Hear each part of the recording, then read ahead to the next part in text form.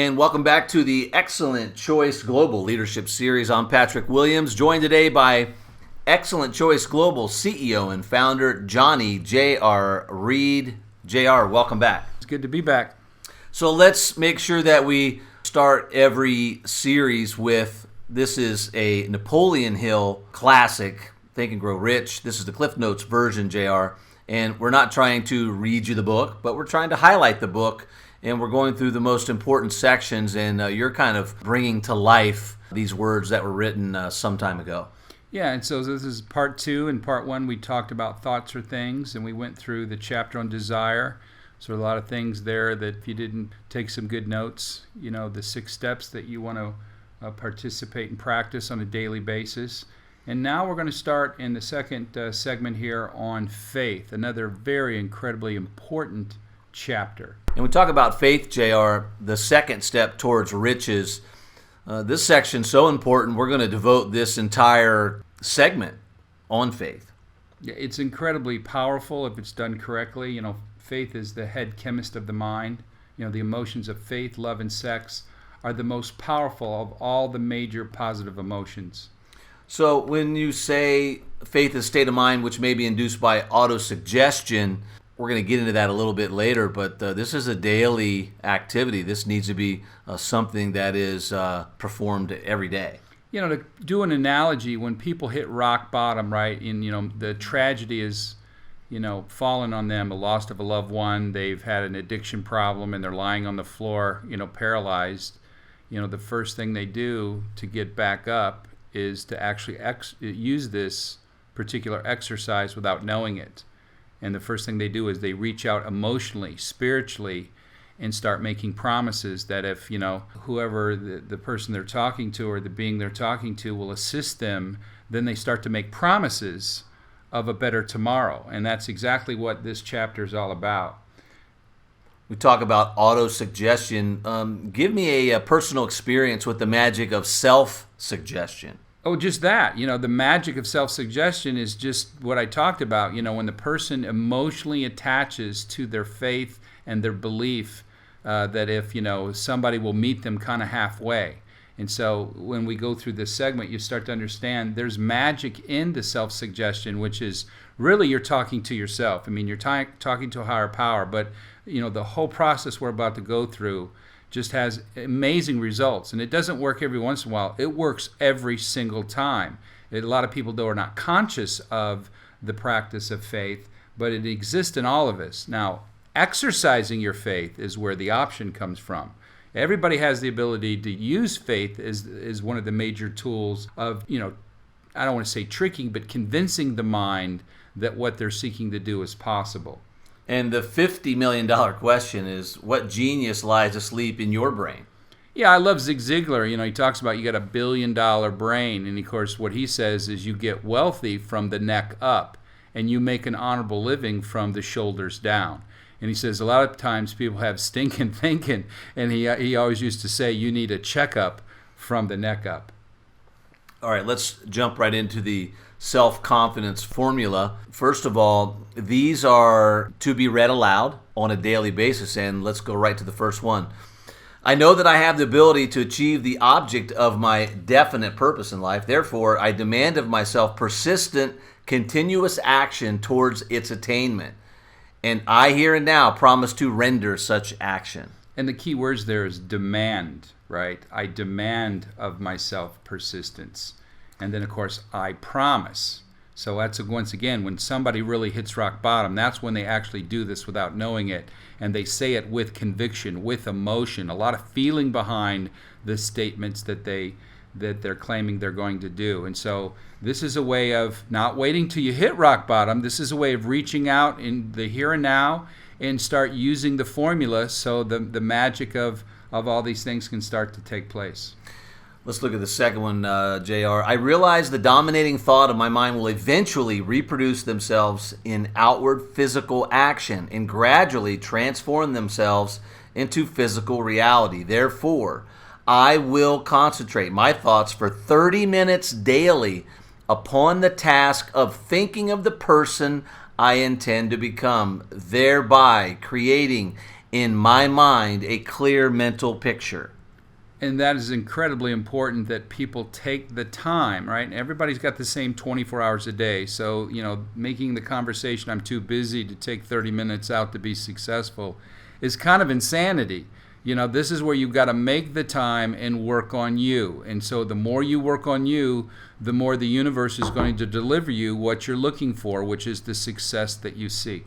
I know through the principle of autosuggestion, any desire that I persistently hold in my mind will eventually seek expression through some practical means of attaining the object back of it. Therefore, I will devote 10 minutes daily to demanding of myself the development of self-confidence. Absolutely. And so once again, it's just some personal time with you that you'll do the things that you're supposed to do and really pretty much talk to yourself, let yourself know that you're a good person, as long as you believe in it, as long as you think about it, as long as you have a clear picture in your mind where you want to go, success will come your way.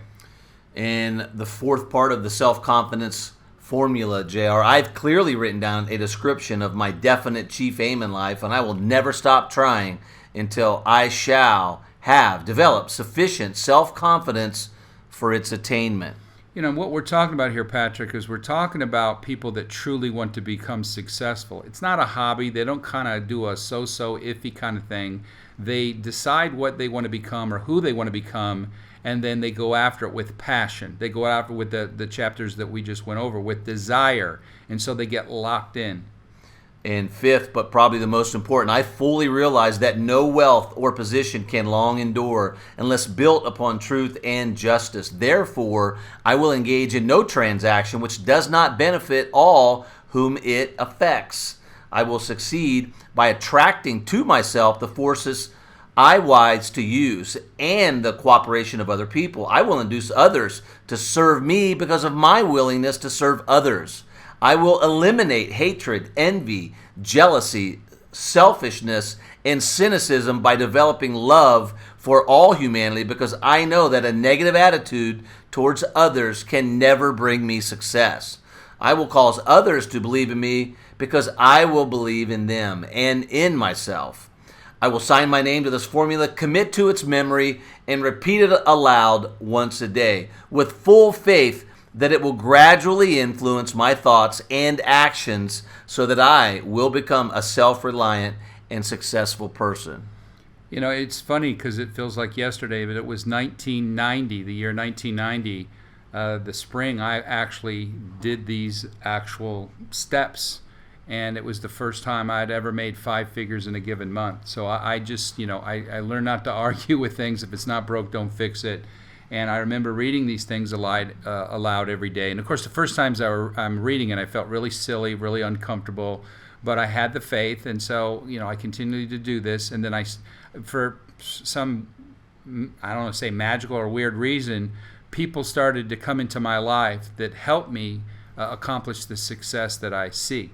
And so this is not something to take lightly. If you truly want to be successful, these are the key components of how it's done. So remember, this is the cliff notes of someone who spent 20 years studying the pioneers of this country as well as average people. And these type of formulas are the things that people did on a consistent basis. Now, the opposite of the self-confidence formula, JR, is the disaster of negative thinking. And I'm going to let you take this one because the subconscious mind makes no distinction between constructive and destructive thought impulses. It works with the material we feed it. Yeah, it's a very powerful thing, but it's also a very dangerous thing. So I kind of wrote this. This is not clip notes from the book, but I wanted to give an analogy. And I said it's just like the wall socket in your home, right? Which is a marvel. You can power any electrical appliance. It could be from your coffee maker to your vacuum cleaner to your television to you name it. But also with that incredible power, if you put your finger in the wall socket, that's like destructive thinking, it could snuff out your life. And so that's the point is a lot of people, Patrick, sit around and they think destructive thoughts all day long, and then for a couple minutes, then they think about, okay, well, I want to be successful now. Well, your mind has to have the right information on a consistent basis. And so if you make an honest effort every day to think about positive things and how your life will improve, then the universe is going to bring these elements into play so you can capitalize on your success. And remember, riches begin in the form of thought. They don't begin in the form of action. You've got to think it first, and then you do it second. JR, there's a famous poem that was written, and was this written by Napoleon Hill, or he just added this to the book? Well, I know I'm old, but I'm not that old, so who was it there? I'm not sure. All right, I'm going to read this aloud if it's okay with you. Sure. If you think you are beaten, you are. If you think you dare not, you don't. If you like to win, but you think you can't, it's almost certain you won't. If you think you'll lose, you're lost. For out in the world, we find success begins with a fellow's will. It's all in the state of mind. If you think you're outclassed, you are. You've got to think high to rise. You've got to be sure of yourself before you can ever win a prize. Life's battles don't always go to the stronger or faster man, but sooner or later the man who wins is the man who thinks he can. The first time I saw that poem, Patrick, was in 1976, my first year in high school. We had an incredibly gifted cross-country coach who was actually the national cross-country coach of the year. That award only comes out every 11 years. And we went on to win the state meet my senior year, and he went on to coach at Illinois State University. And, I didn't know Think and Grow Rich or business. I was just a pup, right? I was just a kid. And I was introduced to that poem from him. These are some of the stuff he used to feed our mind besides the 10,000 miles that we ran in high school to train. So he knew the importance of feeding our mind positive information as well as the physical training that it takes. So this is, once again, if you really understand what the poem is saying is, you don't have to be the best person. You don't have to be a great public speaker. You don't have to be a great salesperson.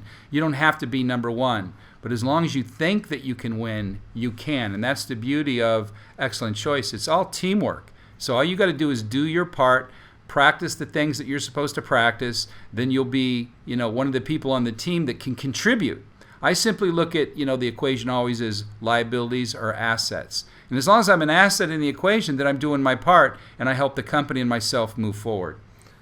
All right, JR, I think it's important that when reading this poem in closing, observe the words which have been emphasized, and you will catch the deep meaning in which the poet had in mind. I think it's a great way to end this section. I'm Patrick Williams. A big thank you to Johnny J.R. Reed, CEO, founder of Xcellent Choice Global. This has been part 2 of the Excellent Choice Leadership Series, Think and Grow Rich with Napoleon Hill. We'll be back really soon.